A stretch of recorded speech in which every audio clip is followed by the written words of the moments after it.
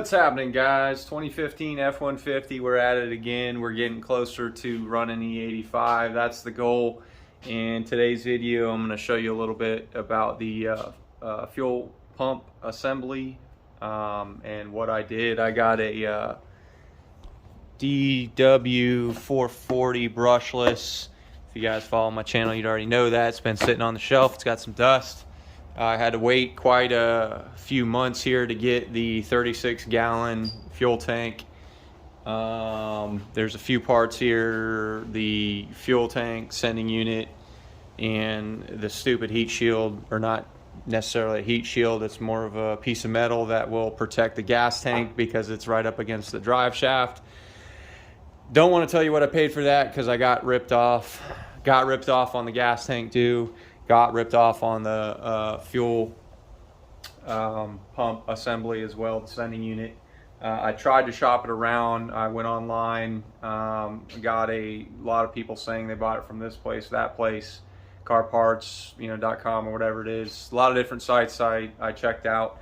A lot of different sites said that they had this tank until I called to order it, and when in fact they did not. It was a 23, not a 36. So I got the run around like 5 or 6 times from 5 or 6 different places and said, screw it, I'm gonna order it from Tasca. Tasca said it's gonna take a while, and that's what it did. So I got it, we're ready to go.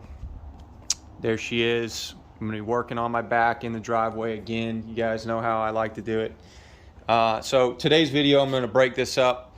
I'm gonna look at the sending unit here and just go over a few things so you guys have a full understanding on what you got to do with the brushless fuel pump here. This is the kit that I have. I think there's a couple different kits. This is the module that controls the brushless pump. This is the OE pump with the filter.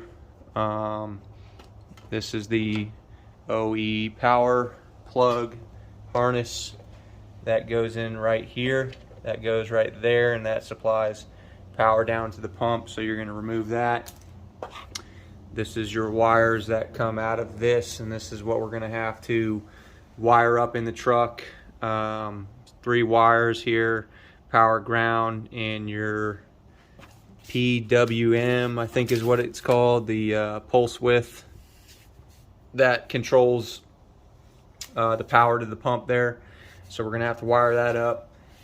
They do make, I think it's the 400 that's not brushless. That is a drop-in replacement that you just swap out, plug in, and you're good to go. I figured I was gonna do this once, and I hope it lasts forever kind of thing. That's why I'm doing the brushless. I can't really find any videos or any help. They do have instructions here. It's just nice to watch what other people run into before you get going on something like this. So just gonna go over here really quick what we have to do to install this. It is for the most part pretty straightforward. You do need a pair of side cutters to crimp these right here. These are the clamps that go on the new hoses, and you'll use some side cutters to grab it right here and pinch it around the piece right there. There's 3 different sizes. They include 1 extra of each size for whatever reason if it breaks on you.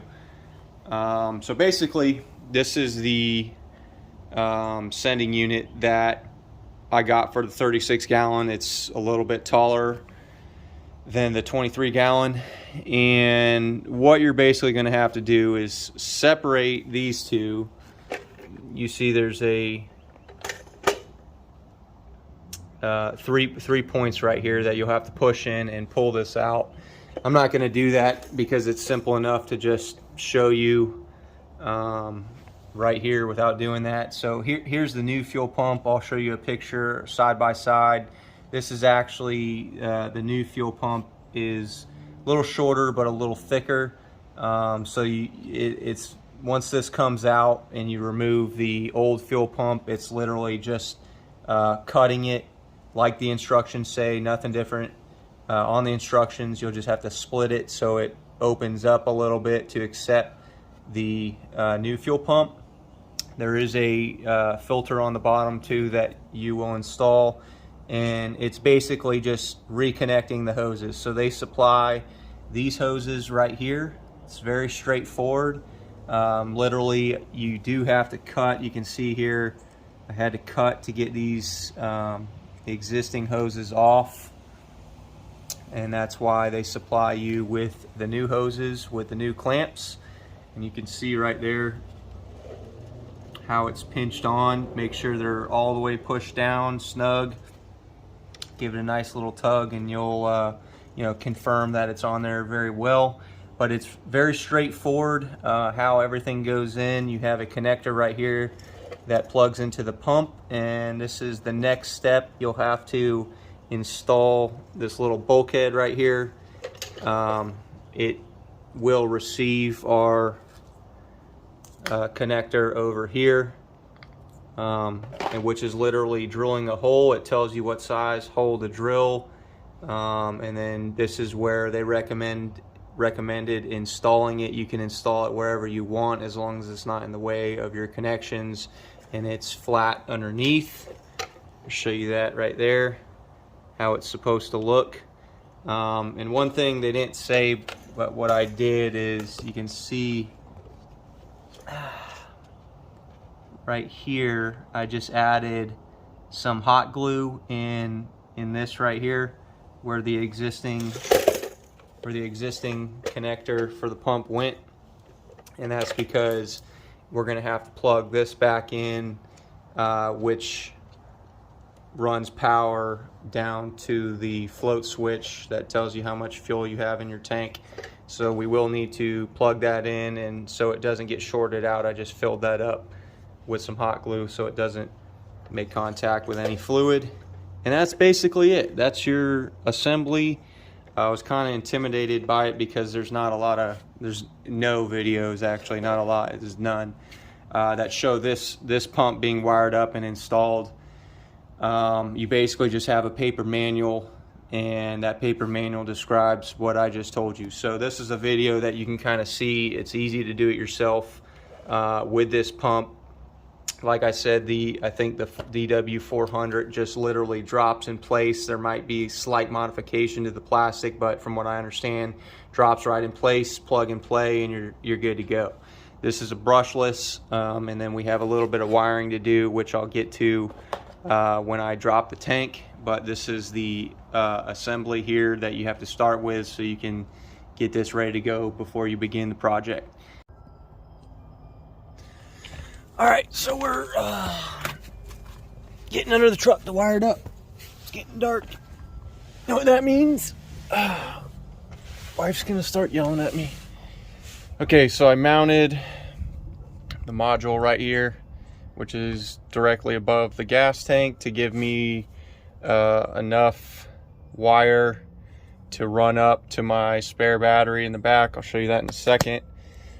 So this connection right here is going to go to the fuel pump, and then you got black and white, and black, red and white right here, which is your power, ground, and trigger, or the PDM or PWM, pulse width modulation, I think. And that's going to go to right here. It's a yellow wire, yellow with orange stripe. This is that connector that we first started the fuel pump driver module right there. So that yellow wire, you're going to connect the white wire to that yellow with orange stripe right there. And then we're going to go inside the truck and finish up the wiring. What I'm doing is, be really nice to have a lift. So I got kind of a situation back here. I got my spare battery, and here's the wire coming up right there. So I got enough wire to ground directly to my battery, and then I have a relay that I'm going to wire up four post 4-post relay, which is going to be power, ground, and then the trigger wire. So I need to run another wire, or I can actually take it off one of my amps, because there is a 12-volt trigger that goes to my amps. So I can just take it off of that and run it to here. That'll be the trigger, and then the power wire, as you see, goes to the fuel pump. Looks kind of messy right now. This is just kind of what I had. I went to a few places to get some nice battery terminals, and they didn't have them. They just had these posts. So this is what I got temporarily. I know it looks like a mess. I got my 30 amp relay right here. So eventually I'm gonna redo all this and clean it up. But this is basically what I got, you know, my relay powering the fuel pump, and everything down below, all the wiring, you saw that already, so looks good. All right guys, very next day, back's hurting from working on the driveway there, but we're pretty much done, ready for the first startup. So I'm gonna film it, and hopefully everything works out. Here we go.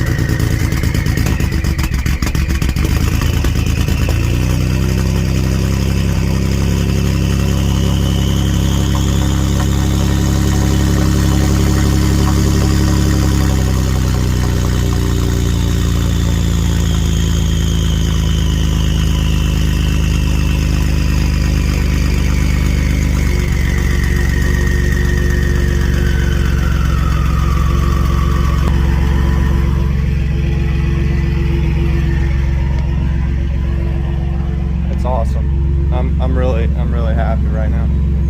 I'm glad this thing worked. Man, that sounds kind of mean without a muffler on it, but I'm glad to see everything's working. All right, so it's the next day. It's now Sunday. I drove it yesterday, no issues. I just want to, in this closing statement, let you know a few things.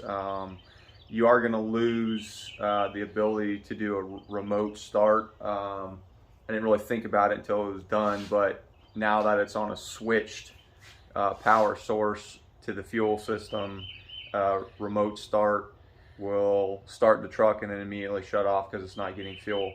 So just want to throw that in there. Other than that, she's running pretty good. Very good, I should say. So I've got a tank of 93. I'm gonna let her run through it, make sure it's consistent, no issues arise before I get the E85 tune set up in this truck. So there she is. Hope this video helps. If you guys want to try this pump, if you want to go with the DW400, that's a good pump too, from what I understand. It's a drop-in replacement. I just like the brushless. You know, I use it on all my power tools, and it's such a difference from brush to brushless as far as power and efficiency. So I decided to go that route. Anyways, guys, got any questions, let me know. Thanks.